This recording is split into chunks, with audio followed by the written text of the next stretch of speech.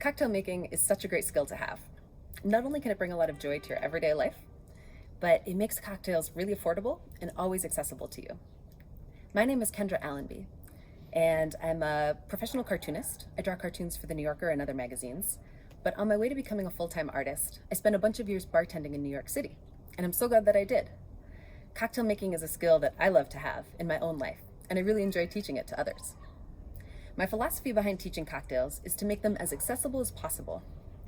In class, I'll certainly show you some classic barware, and I can make suggestions about what it's nice to have at home, but we'll always make the recipes in a way that you can make them with tools that you already have at hand in your own kitchen, with spoons and glasses, and you don't need a lot else. I really think it's important that you don't need to spend a lot of money or dedicate a lot of space to be able to make delicious cocktails in your home. Also, making cocktails is a lot like cooking. Once you understand a couple underlying principles, you can then apply those to any recipe that you come across. So in class, we will learn how to make 2 different cocktails and a mocktail, but we'll also figure out how to use what we've learned making those drinks and be able to apply those to other drinks down the road.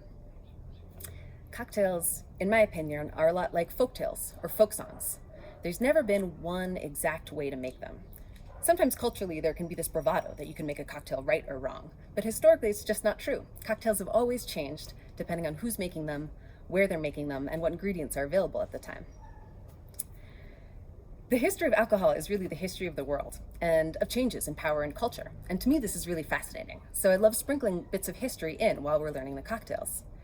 If you were to walk into a tavern in America in some points of our history, you would have been drinking rum and beer and not much else. And so if I'm teaching a class on rum, we're certainly going to talk about that, why that was and why that's no longer the case.